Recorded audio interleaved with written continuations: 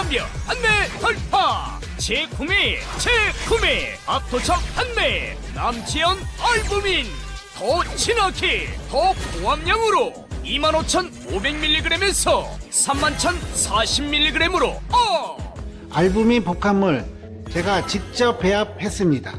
남지연 원창의 알부민 2090 울트라 맥스. 간에서 매일 생성되는 알부민, 우리 몸속 혈장 단백질의 주요 성분. 혈액속 핵심 단백질로 영양소가 몸속 곳곳 제대로 전달되게 하는 영양 배달부. 건강상태 지표물질 알부민. 하지만 나이 들면서 알부민 생성 능력 저하. 그래서 드셔야 합니다. 100% 덴마크산 알부민 함량 폭탄 31,040mg. 알부민 특성을 고려. 특허 6종이 집약된 특허 조성물 3종을 더.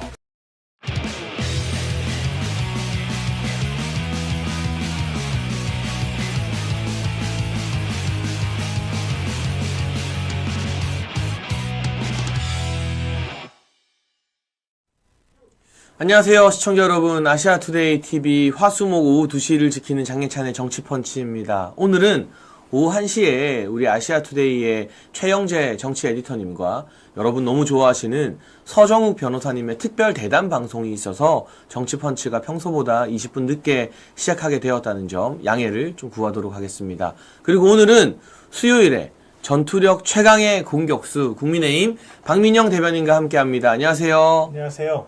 요즘 정신없죠? 오히려 더 바쁘네요. 예. 그러니까 갑자기 또 뭐 조기 대선이다 뭐다 하면서 당내에서 뭐 선관위도 발족하고 네. 그러다 보니 이제 박 대변인한테도 연락 오는 기자들이나 언론사의 문의가 참 많지 않습니까? 그러니까요. 사실 저희가 오히려 기각을 기대하기도 했고, 그럼요. 사실 네. 확신하기도 했기 때문에 조금은 좀 예기치 못한 그런 사태에서 다들 많이 혼란스러웠던 것이 사실이죠. 그래서 지난 주말까지만 해도 울먹이면서 전화하시는 분도 저한테 맞아요. 많았습니다. 네. 예, 그래서 조금 그런 아픔을 좀 나누는 시간이 있었고요. 그런데 어쨌거나 비가역적인 결과가 나온 것이고 저희가 또 앞으로 나아가야 한다라는 또 사명이 있기 때문에 이제 월요일부터는 좀 정신을 차리고 좀 대책 마련, 대안 마련에 좀 힘쓰고 있습니다. 약간 지금 여러 사람들과 좀 얘기를 하면서 중의를 모으는 단계에 있고요.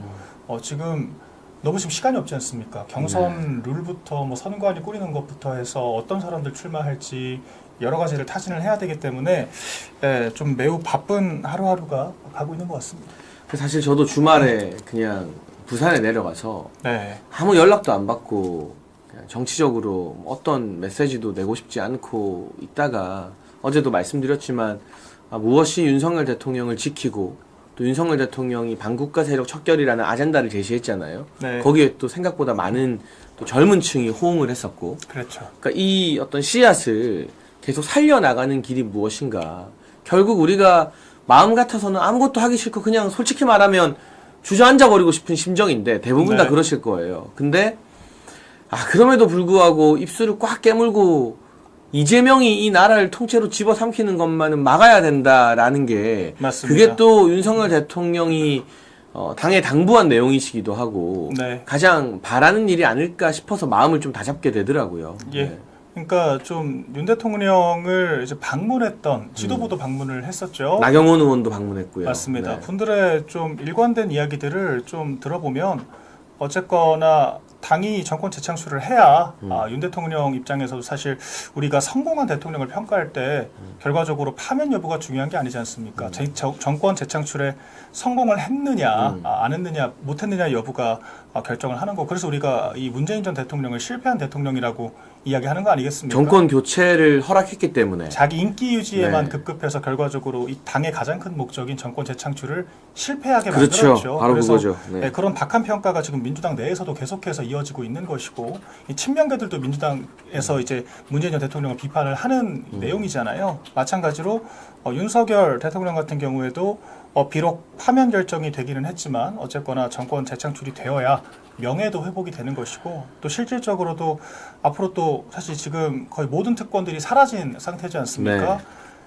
줄기소가 이어질 거예요. 그렇겠죠. 야당 주도로. 지금도 벌써 사법부가 그 이재명 쪽에 굴복하고 있잖아요. 그러니까 네. 5차례나 증인 출석을 안 하니까 더 큰 페널티를 주고 강제 구인을 하는 것이 아니라 그냥 오지 말라고 해라. 놔버렸거든요. 이렇게 사법부, 입법부까지 모두 장악된 상황에서 행정부까지 장악이 돼버리면 정말 걷잡을 수 없는 상황이 올 수가 있기 때문에 저희가 어느 쪽으로 봐도 결과적으로 정권 재창출을 목표로 갈 수밖에 없는 상황이다. 이제 그렇게 보입니다. 그러니까 이제 이 정부에 대한 평가, 정권에 대한 평가는 예, 헌법재판소가 할 수 있는 게 아닙니다. 그럼요. 민심이 내리는 것이고 네. 그 국민들이 이 정부를 성공한 정부냐 실패한 정부냐 평가하는 건 정권이 유지됐느냐, 정권을 재창출해냈느냐.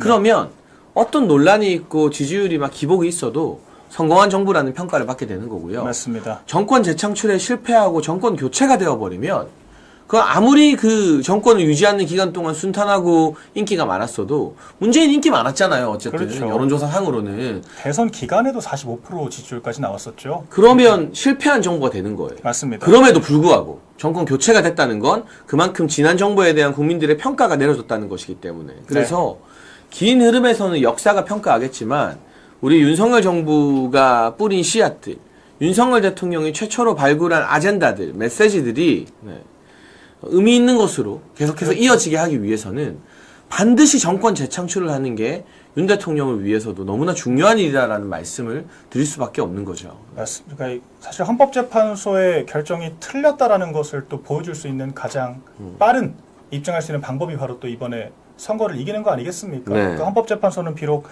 그렇게 정치적인 판결을 결정을 했지만 국민들은 그렇게 생각하지 않는다.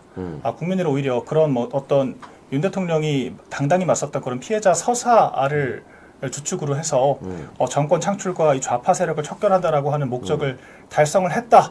이런 강력한 또 저희 승리에 사인을 줄 수 있는 것이 이번 조기 대선의 승리이기도 하거든요. 그래서 여러 가지 의미가 있을 수밖에 없는 것 같습니다. 네. 그래서 이 8대0이라는 국민 정서와 완전히 동떨어진 판결을 내린 헌재 재판관들 그 8명의 이름과 얼굴을 우리가 다 기억하잖아요. 그들을 심판하는 가장 빠른 길이 뭐냐? 네.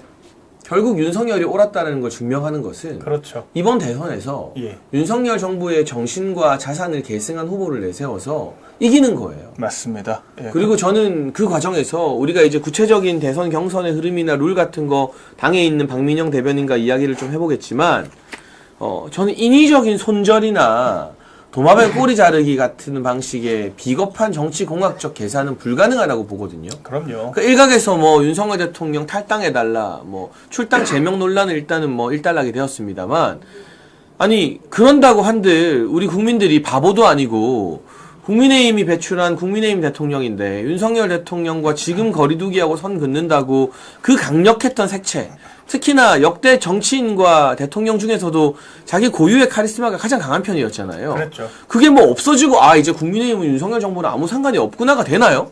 굉장히 어리석은 발상이죠. 네. 저는 바로 그런 지점에서 국민의힘에는 정치인은 없고 정치꾼밖에 없다 이 생각이 들어요. 그러니까 후보를 추대하는 것도 정당이고 그 후보가 당선됐을 때 국정 운영을 잘 수행할 수 있도록 뒷받침을 하는 것도 당입니다. 그렇다라고 하면 후보가 잘못된 판단을 하더라도 당이 같이 책임을 질 수밖에 없는 것이고요. 후보가 국정 운영에 어려움을 겪었다라 그러면 여당이 행정부를 뒷받침한 역할을 제대로 수행하지 못한 것에 대해서 돌아보는 것이 먼저예요. 그러니까 대통령이 탄핵에까지 일렀다라고 하면 그 일련의 과정에서 과연 당은 책임이 없는가를 먼저 돌아보는 것이 상식적인 전 정당인의 역할이라고 생각을 하거든요. 그렇죠. 그런데 대통령이 힘들 때는 수수방관하다가 막상 탄핵당하니까 이제 손절하죠. 거리두기 하죠. 이런 이야기부터 하니까 이건 정말 제가 좀 표현을 과하게 하자면 이게 싸가지가 없는 거죠. 이런 게 바로 폐륜적인 그런 이야기를 하는 겁니다. 전한길 선생님이 말한 네. 홀의 자식 같은 정치다. 그러니까요. 네. 저는 박근혜 전 대통령 때도 마찬가지였다라고 봐요. 저는 그때 대학생이었지만 네. 이 반작용을 생각을 했을 때 파면이 옳지가 않다라고 그때부터 생각을 했었고요.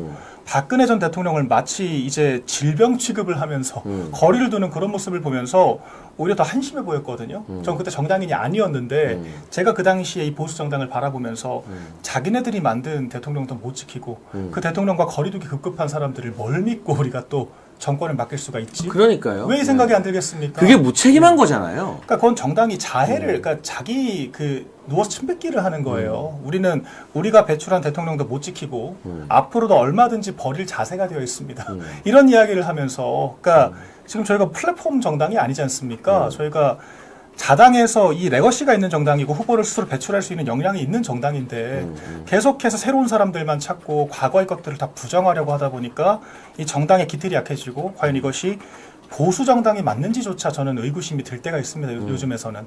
그러니까 저희가 그런 모습 보여드리면 안 되는 것이고요. 과거에 저희가 공과 가를 모두 받아들이고 저희가 또 레거시가 얼마나 많습니까? 맞아요. 자산이 얼마나 많은데요. 레거시가 많잖아요. 네. 저희가 그런 것들을 착안을 해서 어떻게 이런 불씨를 살려서 재창출을 할 것인가를 고민을 해야 맞는 것이지 지금 대통령은 손절하니 많이 얘기하는 거는 그냥 자기 부정에 불과하다. 저는 그렇게 보고 있습니다. 그리고 윤석열 대통령이 남긴 여러 가지 자산들, 그러니까 민노총과 거의 최초로 전면전을 그렇죠. 벌였다라는 것. 그리고 지금까지도 대한민국에서 북한 공작원 만나서 공작금 받아서 간첩질하는 사람들이 있다는 것도 윤석열 정부에서 네. 수사와 재판으로 밝혀진 내용이고요. 한미 관계의 역대급 강화라던가 유럽 나토에 2년 연속 방문하면서 서방 국가들과 끈끈한 유대 관계를 맺은 것도 맞습니다. 지금의 혼란스러운 국제 질서에서 반드시 계승해야 될 자산이고, 왜냐하면 민주당 같은 경우는 1차 탄핵 소추안에 뭐 북중러를 신경 써야 된다 막 이런 글을 집어넣는 집단이잖아요. 그렇죠. 그리고 마지막으로 이 탄핵 국면에서 심판의 결과는 아쉬웠지만 젊은 사람들, 그러니까 정치에 전혀 관심 없던 젊은 친구들이 이 나라가 친중 좌파에게 넘어가는 건 맞겠다고 많이들 들고 일어나서 거리로 나왔잖아요. 네. 이러한 동력들을 우리가 이어가지 않으면, 물론 좌파 쪽에서 집요하게 어떤 약점이라 생각하는 것들을 비집고 공격하겠지만 이 어마어마한 자산과 장점을 계승하지 않으면 그냥 하나만한 선거가 될 것 같고, 그렇죠. 그렇다고 해서 중도층이나 소위 말하는 캐스팅 보트들이 우리가 윤석열 대통령과 선 긋고 손절한다고 해서 뭐 국민의힘을 대단히 점수를 높게 주면서 찍을 것 같지도 않고, 정당이라는 건 찍을 이유가 필요한 거거든요. 그렇죠. 안 찍을 이유가 중요한 게 아니라 그럼에도 불구하고 내가 저 후보 저 정당을 찍겠다라는 이유를 유권자들에게 만들어줘야 되는데, 네.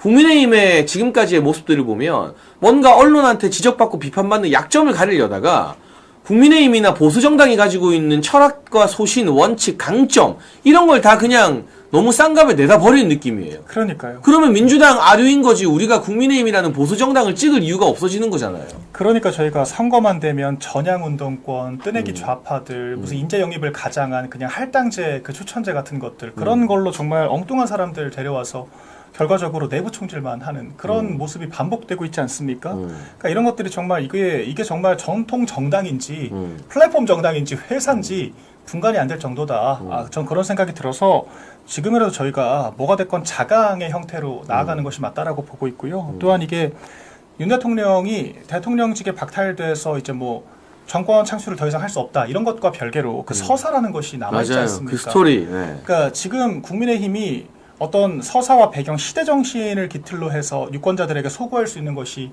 전 지금 없다라고 보거든요. 그런데 아까 잘 말씀해 주신 것처럼 윤 대통령이 이제 비상경 국면에서 저희 이 많은 특히 청년들이 얼마나 이 민주당 좌파 세력들이 기득권화되어 있고 자기들밖에 모르고 이 공동체처럼 움직이느냐 이런 것들을 목도를 했단 말이에요. 그렇다라 그러면 그런 잘못된 부분들 기득권을 바로잡는 것이 바로 지금 시대 정신이 될 수밖에 없고 우리 국민의힘이 나아가야 될 방향이 될 수밖에 없고 그것이 윤석열 대통령이 남긴 레거시란 말이죠. 서사란 말이죠.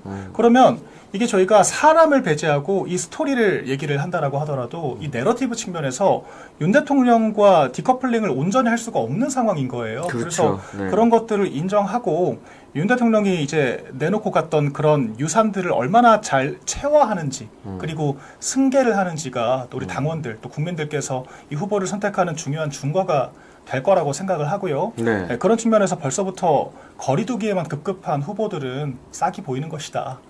저는 그렇게 평가를 합니다. 그러니까 국민의힘에서 지금 제일 활발하게 활동하는 공식 대변인인 박민영 대변인이 이 우리 아시아투데이 시청자들, 구독자들의 마음을 시원하게 하는 이런 입장을 밝혀주니까 걱정스럽고 답답한 가운데 그래도 좀 마음이 놓이는 것 같은데요. 그래서인지 이제 이태원 밤거리에 3만 명의 청년들이 모여서 윤 어게인이라는 구호를 외치고 태극기를 들고 평화적으로 자유롭게 집회와 행진을 했다고 합니다. 어젯밤 7시 30분 이태원 3번 출구 앞 풍경 지금 사진으로 보고 계신데요. 정말 많은 청년들이 나와서 태극기와 윤 어게인이라는 구호를 외치는데 제가 어제 그 윤 어게인이라는 구호의 의미에 대해서도 말씀을 드리고 이게 윤석열 정신을 계승하는 것, 윤석열 대통령이 여러 대국민 담화를 통해 남겼던 반국가 세력 척결이나 제가 아까 말씀드린 그 자산을 당당하고 자신감 있게 계승할 수 있는 후보를 내세워야만 이런 청년들의 어떤 열기나 동력을 그대로 이어갈 수 있다. 네. 그런 의미에서 윤 어게인이라는 구호가 살아 움직여야 된다라고 말씀을 드렸는데 본격적인 국민의힘 대선 경선 분석에 들어가기 전에 이 윤 어게인이라는 구호에 대해서 우리가 좀 어떻게 받아들이고 박 대변인은 어떻게 생각하는지 한번 의견을 여쭙고 싶습니다. 네. 사실 윤 어게인이라는 것이 저희가 헌법재판소의 그런 결정 자체가 너무도 저희의 기대와 예상에 어긋나는 그런 결과였고 사실 그로부터 저희가 만들어질 파국을 이미 너무 잘 알고 있었기 때문에 그렇게 치열하게 투쟁을 한 것이었지 않습니까? 네. 그러니까 입법 사법 권력을 넘어서 행정 권력까지 민주당의 이재명한테 넘어간다라고 했을 때 이 나라가 정말 위태로울 수밖에 없는 그런 체제 전쟁이자 실존의 위협을 느끼기 때문에 그렇게 처절하게 싸웠던 거거든요. 네. 대통령이 파면됐다라 그래서 그런 저희의 처절했던 그런 기억과 어떤 의지가 사라지는 것은 아니지 않습니까? 맞아요. 네, 그런 것들을 어떻게 승계할 것인가가 앞으로의 과업이 될 수밖에 없고 좀 이 조기 대선 한 달도 안 남은 기간 동안 경선은 정말 한 달도 안 남았거든요. 그렇죠. 5월 3일에 후보 낸다는 거잖아요. 예, 후보 등록이 5월 4일이기 때문에 바로 전날까지 저희가 치열하게 경선을 하게 될 텐데 그때까지 어떤 식으로 담아내고 승화시킬 건지가 지금 중요하다라는 겁니다. 그런 것들이 이제 윤 어게인이라는 캠페인 형태로 나타나는 거라고 저는 보고 있고요. 이것이 뭐 여러 가지 방법을 통해서 승화될 수가 있겠죠. 뭐 지금 윤 대통령이 직접 다시 출마할 수 있는 게 아니냐 이제 이런 얘기도 나오는 것이고요. 그런데 이런 것들은 윤 대통령의 의사와 좀 법률적인 검토가 제일 중요할 것으로 보이고 그게 불가능하다라고 한다면 아까 우리 얘기했던 것처럼 그런 의지를 누가 더 잘 승계를 해서 이어받을 수 있을 것이냐 이제 이런 게 중요한 포인트가 될 것 같습니다. 전반적으로는 누가 우리가 이 비상경 국면에서 목도했던 이런 우리 사회의 모순과 부조리 이 실존의 위협들을 해소해 줄 수 있는 그런 리더십을 보여줄 것이냐 이제 아마 이런 의지들을 담고 있다라고 보면 될 것 같습니다. 네, 그리고 이제 본격적으로 국민의힘에서는 선관위를 갖추고요. 황우여 전 비대위원장을 선관위원장으로 위촉을 했습니다. 아무래도 시간이 좀 촉박하다 보니까 선관위원들 몇 면이나 이게 다 우리가 익히 아는 얼굴들이에요. 맞습니다. 그러니까 선관위가 자체적으로 뭔가 뚜렷한 개성을 드러내거나 어떤 이전과 다른 결정을 하기보다는 그냥 전례에 맞춰서 좀 빠르게 경선을 진행하겠다라는 의지가 엿보이는데요. 이 가운데 여러 명의 후보들이 속속 출마 선언을 하고 있습니다. 어제는 안철수 의원이 출마 선언을 했고요. 홍준표 대구시장의 출마 의지 매우 강하다고 잘 알려져 있고 오늘은 김문수 전 고용노동부 장관이 어제 국무위원회에서 사퇴하고 오늘 국회에서 출마 기자회견을 했습니다. 그리고 이철우 경북도지사도 얼마 전 저희 아시아투데이 TV 특별 대담에 출연했었는데 이철우 경북도지사도 오늘 출마 선언 기자회견을 한 것 같습니다. 이번 주에는 내일 한동훈 전 대표의 기자회견이 예고되어 있고요. 오세훈 서울시장 같은 경우도 13일이라고 하죠. 다가오는 일요일에 약자와의 동행 기조를 잘 알릴 수 있는 곳에서 출마 선언을 한다고 합니다. 국민의힘의 이런 여러 주자들의 출마 선언이 잇따르고 있는데 이 중에서 박민영 대변인이 당직자니까 네. 누구를 뭐 대놓고 지지하거나 밀 수는 없지만 예. 좀 뭔가 전체적인 총평을 해주거나 뭐 걱정되는 점 아니면 우리 시청자들이 봤을 때 이런 거 눈여겨봐야 한다 이런 부분들 조금 짚어주시겠어요? 네, 엄밀히는 제가 사실 이번 경선에서는 뭐 사회도 보고 좀 전략기획에도 참여를 하고 좀 전방위적으로 역할을 할 것 같아서 대선 과정에서 예, 소위 제가 심판 역할을 아마 할 겁니다. 그래서 제가 이 후보자 출마가 마감돼서 예비 후보 자격이 주어지는 것이 다음 주 아마 수요일쯤일 것 같아요. 네. 그 이후부터는 제가 사실 발언하기가 어려운 부분들이 많고 지금까지는 사실 가능은 하거든요. 그래서 네. 제가 그럼에도 불구하고 최대한 좀 객관적 중립적으로 좀 평가를 해보도록 저 하겠습니다. 사진은 좀 내려주세요. 사진 보기 싫다는 분들이 많네요. 네. 예. 왜냐하면 우리가 안 좋아하는 사람들, 제가 안 좋아하는 사람들도 많이 끼어 있어서. 예. 근데 저건 여러분 언론사에서 분석하는 주요 후보니까 그렇죠. 우리가 현실을 있는 그대로 인정을 해야 돼요. 그렇죠. 상황을 분석해야 내가 보기 싫은 사람 왜 언론사에서 분석하느냐? 네. 어쨌든 뭐 3%든 5%든 지지율이 나오니까 언급을 하는 거고. 맞습니다. 그럼 제일 좋은 방법은 뭐냐? 적극적으로 참여해서 내가 싫은 사람 경선에서 떨어뜨리면 돼요. 맞습니다. 정확히 맞습니다. 네. 그러니까 한쪽에선 어떻게든 당권까지 염두에 두고 계속해서 당원 가입 독려하고 당을 장악하기 위해서 애쓰는데 저희가 싫다고 회피를 해버리면 결과적으로 저희가 가장 그 끔찍해하는 결과를 맞을 수도 있는 거거든요. 그러니까 그런 관점에서 출발을 해야 되고 이번 경선 같은 경우에는 아마 말씀하신 것처럼 선관위도 조금 급하게 꾸려진 감이 있죠. 그리고 지난 19대 대선 조기 대선 때의 그 레퍼런스가 있기 때문에 아마 크게 벗어나는 그런 규칙들은 없을 거예요. 네. 그런데 이번에 특이점이 하나 있다면 결선 투표제를 도입할 가능성이 굉장히 큽니다. 근데 이 취지가 지금 저희가 지난 대선 경선 때는 사실 윤 대통령이 압도적인 그 지지를 가지고 입당을 했기 때문에 굳이 결선 투표제가 필요하지 않았거든요. 그런데 이번 같은 경우에는 가장 많은 지지를 받고 있는 후보 김문수 사실 전 장관조차도 10%대에 머물러 있는 상황이거든요. 그렇기 때문에 좀 당심을 최대한 끌어모으기 위해서라도 막판 결선 투표제가 필요하다. 이제 이런 취지로 논의가 이어지고 있는 걸로 저는 알고 있습니다. 근데 그런다라고 그랬을 때는 사실 압도적인 당원들의 비토를 가지고 있는 후보가 최종 후보가 될 가능성은 거의 없다라고 봐야겠죠. 그러니까 뭐 제가 특정 후보 언급은 하지 않겠습니다만, 예, 그리고 아무래도 좀 당심을 중심으로 저희가 5대5라고 말은 하지만 역선택 방지 룰이 들어가기 때문에 그건 확실하게 들어가는 거죠? 예. 일단 저번 19대 조기 대선의 그 경우를 따진다면 그대로 갈 것 같습니다. 네. 그러면 아무래도 현실적으로 당원들의 표심이 한 7, 80%까지는 반영이 될 것 같거든요. 그래서 당심 중심으로 결정될 것이다. 일단 이런 지점이 좀 특이점일 것 같습니다. 그런 측면에서 저희가 좀 후보별로 좀 재밌는 점이 있다면 한 전 대표가 확장성이라는 주장을 많이 하는데 전혀 아니잖아요. 실제 지표를 보면 둘 다 낮거든요. 그러니까 중도층이나 당심, 예. 청년층 지지율이 엄청 낮잖아요, 한동훈. 맞습니다. 네. 그러니까 이번 주 초에 나온 리서치뷰 여론조사를 보면 한동훈 전 대표가 그 팬덤들이 좀 있어요. 그래서 당심에서 한 고정 10%대 초반 정도는 나옵니다. 그러면 이제 확장성에 따라 그러면 당심보다 민심 비율이 더 높아야 되는 거잖아요. 그런데 민심 비율은 한 자릿대예요. 그러니까 당심조차 워낙 낮아서 평가할 대상이 없다 뿐인 것이지 민심이 절대 높지가 않다. 오히려 더 낮다.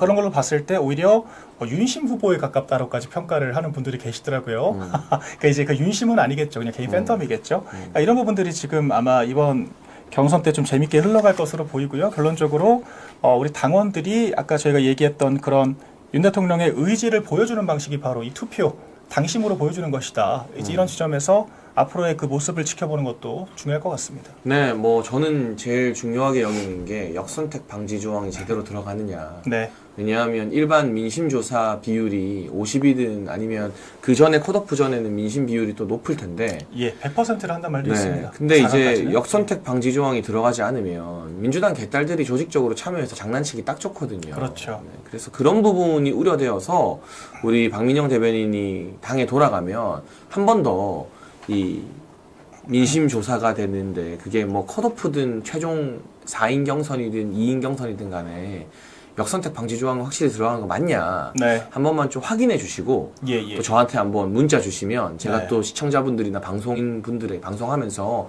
많이 알려드릴게요. 그게 들어간다면 적어도 보수 진영에서 열렬하게 탄핵을 반대하고 우리가 거리에서 소리쳤던 것과는 전혀 다른, 그러니까 대통령을 탄핵의 구렁텅이로 밀어넣은 사람들이 얼레벌레 국민의힘 후보가 되는 일은 없을 것이다 라고 좀 안심을 해도 될 것 같아요. 네, 제가 바로 3시 아마 오늘 오후에 선관위 회의가 끝났을 거거든요. 네. 제가 3시 반에 관련된 내용을 바탕으로 국민의힘 TV에서 방송 진행을 할 것 같아요. 네, 그래서 네. 선관위원 한 분을 모시고 진행을 할 거라서 그때 집중적으로 한번 질문을 해보도록 그 하겠습니다. 저한테도 문자 하나만, 네, 텔레그램 하나만 보내주세요. 알겠습니다. 어떻게 되는지. 왜냐면 역선택 방지 조항이 초미의 관심사라서요. 예. 네. 그래서 지금 뭐 채널A 어제 보도를 보니까 국민의힘에 뭐 18용이 있다.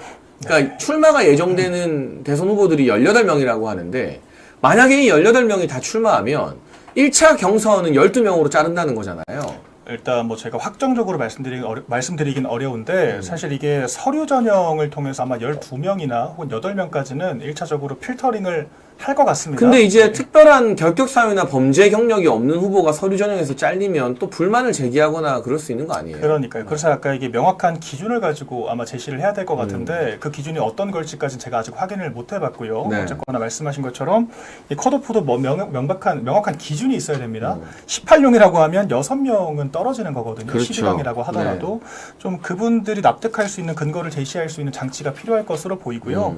아마 8명이나 12명을 기반으로 해서 좀 다음 주부터는 좀 경선이 본격적으로 진행될 것 같아요. 뭔가 이제 뭐 어떤 미디어데이라든가 아니면 토론회 등을 중심으로 해서 후보들을 검증하는 시간을 가질 것으로 보이고 아마 다다음 주 초 정도에 4강 멤버들이 추려지지 않을까라는 생각이 들거든요. 그러니까 벌써부터 돌입을 한 상황이라고 봐야겠죠. 네네. 그렇습니다. 그래서 어떤 룰로 경선이 치러지게 될지 이건 아마 오늘이 지나면 조금 더 정확하게 알게 될 것 같은데요. 여러분 지금 저는 어떤 댓글들 보면 좀 걱정이 되냐면 이미 국힘 지도부가 한동훈 밀기로 했다. 뭐 한동훈이 국힘 후보 되는 거 아니냐. 네. 여러분 그런 말씀은 되게 위험한 댓글이에요. 네. 왜냐하면 복수의 여론조사에서 보수 지지층 대상 조사했을 때 한동훈은 처음 밑에 가 있어요. 그럼요. 경쟁력이 없어요. 근데 우리가 지레짐작하고 겁먹고 포기하면 한 딸들 결집해서 그 놀 수 있는 판 깔아주는 거예요. 맞습니다. 여러분이 아무리 국민의힘이 싫어도 마음에 안 들어도 저도 국힘 마음에 안 들거든요.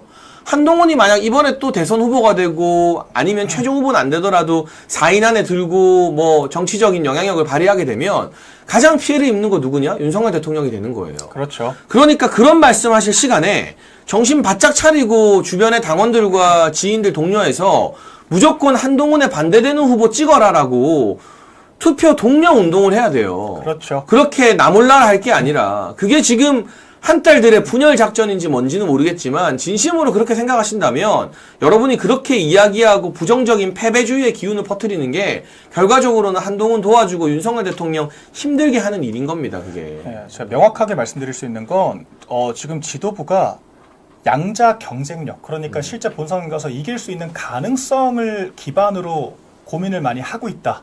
일단 이 말씀을 드리고요. 그러니까 한동훈 전 대표가 당원들만 싫어하고 만약에 일반 국민들이 좋아해서 정말 양자에서 압도적이라고 하면 정말 100번, 1000번 양보해서 생각을 해볼 수 있겠지만 지금 지표들을 보시면 전혀 그렇지가 않습니다. 오히려 당신보다도 민심이 더 안 나오는 후보고 리서치뷰 여론조사 보면은 20, 30대 중에서 가장 경쟁력이 없는 것도 한동훈 전 대표예요. 그러니까 저희들도 다 지표를 보면서 판단을 하기 때문에 이건 단순히 좋고 싫음을 떠나서 가능성 자체가 아직까지 안 보인다.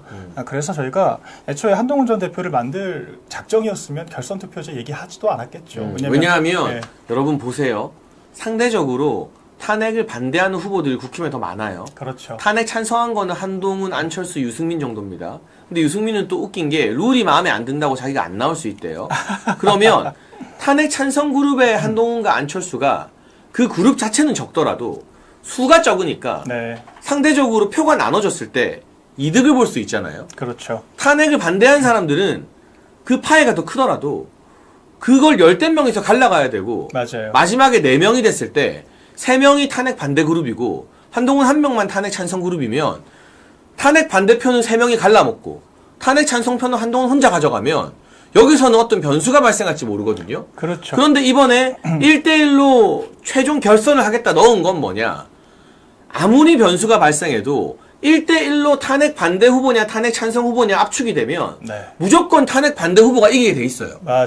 그러니까 그런 안전장치를 저는 넣었다고 생각을 하는 겁니다. 이 룰에서. 그러니까 뭐 저희가 한동훈이라는 사람을 떨어뜨리기 위해서 만들었다라고 할 수는 없겠지만 그렇게 할 수는 없지만 예, 그건 결과적으로 아니지만, 그런 해석도 가능하다는 거죠. 예, 근데 네. 이게 이 룰이 누군가한테는 유리하고 불리하게 작용할 수는 있는 거잖아요. 네. 그러니까 숫자로 표현을 드리자면 그 탄핵 반대가 70%고 탄핵 찬성표가 정말 30까지 된다라고 치더라도 국민의힘 내부에서. 예, 네. 근데 이게 만약 4강을 가면 한동훈이 30을 먹고 나머지 3명의 탄반 후보가 25, 25, 20 이렇게 먹어버리면 1등 되는 거예요. 그러니까 그런 네. 최악의 상황도 나올 수 있었는데 그렇죠. 근데 이게 양자로 결선까지 가버리면 설령 2등 안에 든다라고 하더라도 7대3의 구도기 때문에 후보가 되기가 어렵죠. 그래서 이게 당원들의 니즈를 최대한 과반 이상의 당원들의 동의를 전제로 저희가 후보를 선출하기 위한 장치라고 보시면 되겠다. 하면 될 것 같습니다. 그러니까 여러분 아시겠지만 저는 국힘에 마음에 안 드는 것도 많아서 비판도 많이 하는데 이 최종 경선 룰에 대해서 저도 걱정되는 부분이 있었습니다만 이게 만약 최종 2인 본경선이 확정된다면 탄핵을 찬성했던 사람은 절대 국민의힘 후보가 될 수 없는 안전장치다. 예. 이건 저희가 그냥 냉철하게 있는 그대로 객관적인 분석을 해드리는 겁니다.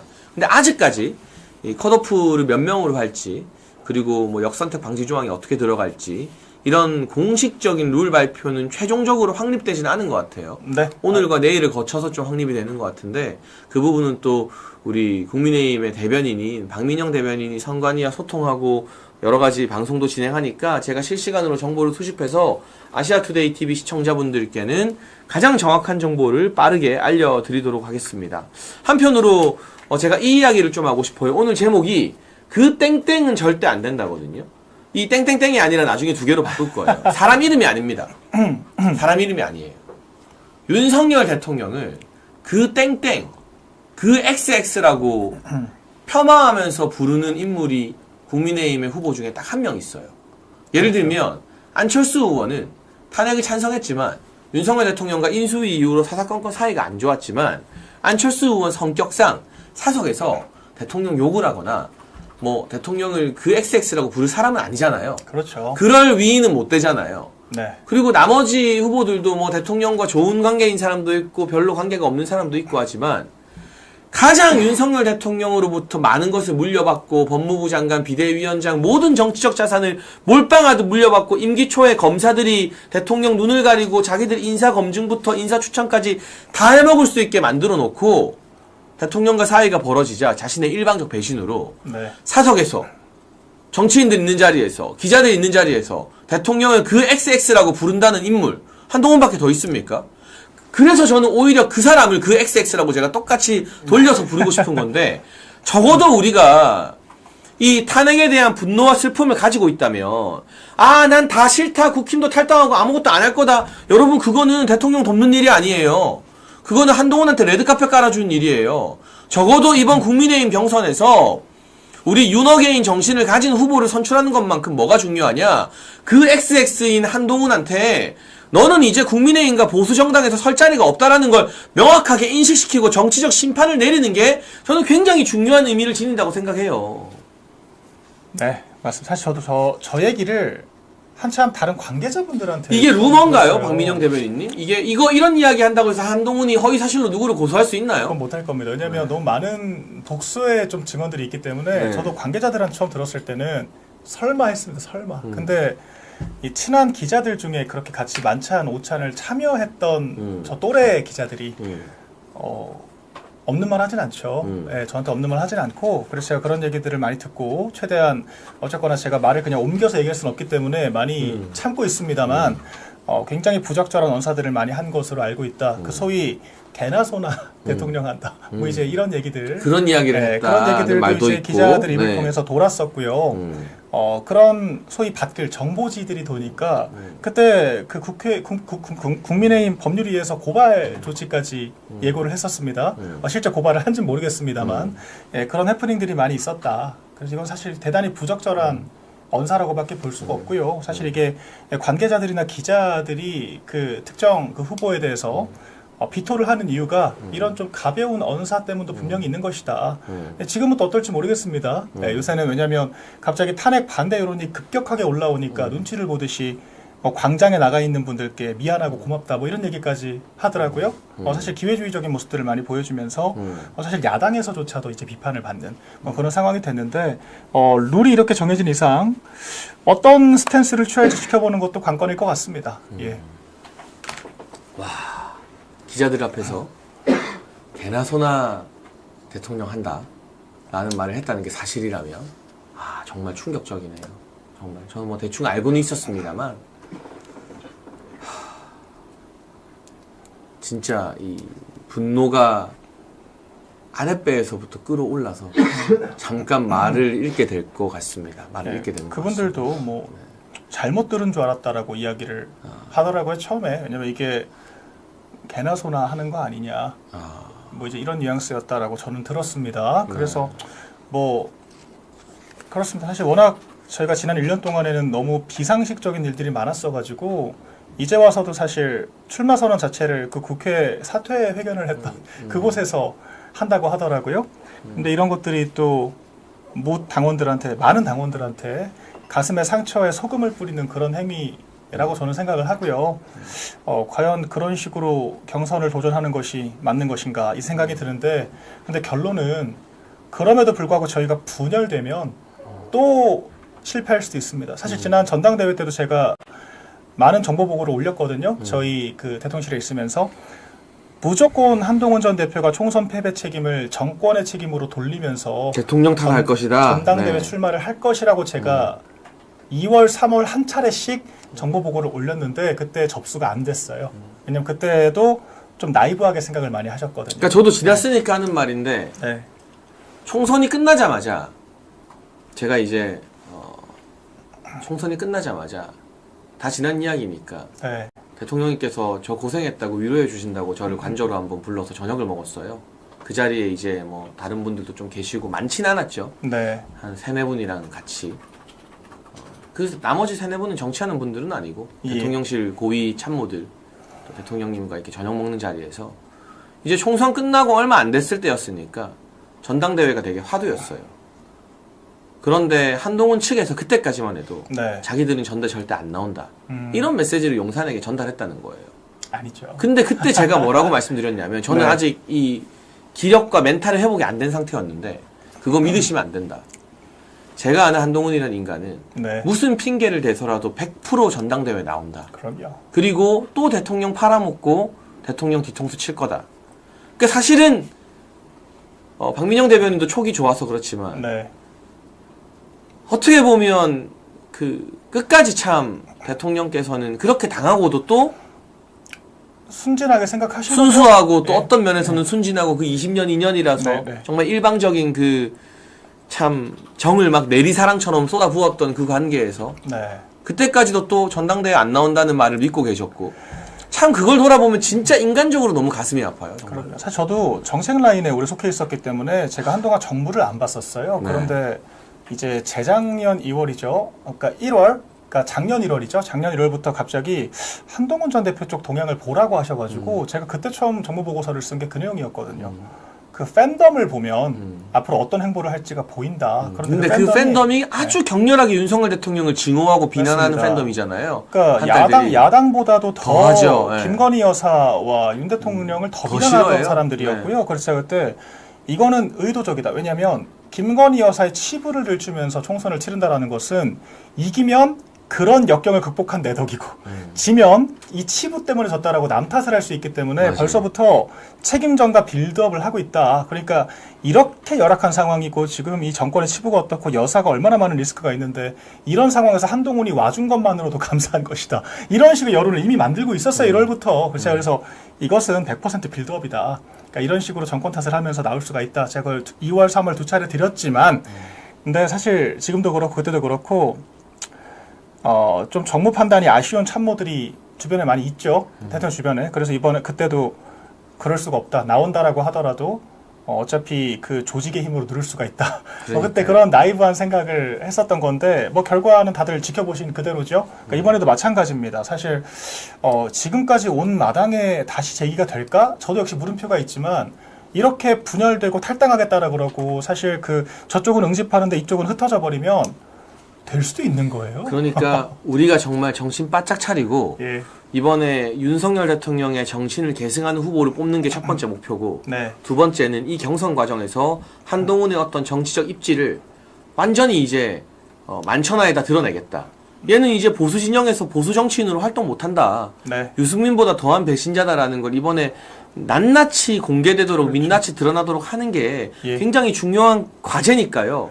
여러분 지치셔도 힘들어도 짧게는 한 달, 길게는 2달만 더 이 악물고 힘을 내셔야 되는 겁니다. 정말로. 네. 저 죽이 되든 밥이 되든 저희 힘으로 해봤으면 좋겠어요. 그러니까 계속 외부에 위탁하고 의지하려고 하지 말고 맞아요. 그러니까 저희가 이게 악순환이거든요. 자꾸 저희 힘으로 안 되니까 외부 세력과 외부 인사들을 영입하려고 그러고 외부 영입 인사들이 또 이 불협화음을 내고 그 불협화음 때문에 또 분열되고 그렇게 패배하니까 또 외부 영입 인사에 의지하고 이런 악순환을 한 번은 끊어내야 됩니다. 그래서 이 배신의 정치라는 것이 결과적으로 우리가 우리의 내 집단에 속하지 않았던 사람들을 지나치게 믿었기 때문에 발생하는 그런 한계였던 거거든요. 결과적으로 손님들이 주인 행세하고 주객이 전도된 이런 당의 문화를 바꾸기 위해서라도 이번엔 정말 저희가 설령 결과가 안 좋을 수 있다라고 하더라도, 그리고 저는 이렇게 해야 결과가 더 좋을 거라고 믿어요. 그러니까 저희가 똘똘 뭉칠 수 있는 그런 구심이 필요하다. 우리가 그런 전제에서 출발을 해야 된다. 그렇게 생각을 합니다. 마지막 요 슈퍼챗 질문 하나만 답변하고 박민영 대변인 먼저 보낼게요. MS님 슈퍼챗 보내주셨는데 이 두 사람 말 다 머리로는 이해되는데 지금 국민의힘의 윤 어게인을 이어가겠다는 사람이 안 보인다. 탈당하려고 하다 참고 있는데 국힘이 다시 정권을 가져온다고 대통령을 지킬까 하는 의문이 든다. 분열이 안 되게 찍어주고 싶게 만들어야 하는 건 국힘이지 우리들이 아니지 않느냐라는 질문에 국민의힘 대변인으로서 답변 한번 해주시죠. 네. 정말 맞는 말씀이죠. 저도 많이 실망스러운 부분들이 있고요. 제가 오죽하면 방송까지 나와서 저도 지도부의 지금 결정들을 납득을 못하겠다라고 저도 지도부 일원인데 얘기를 하지 않습니까? 그렇죠. 예.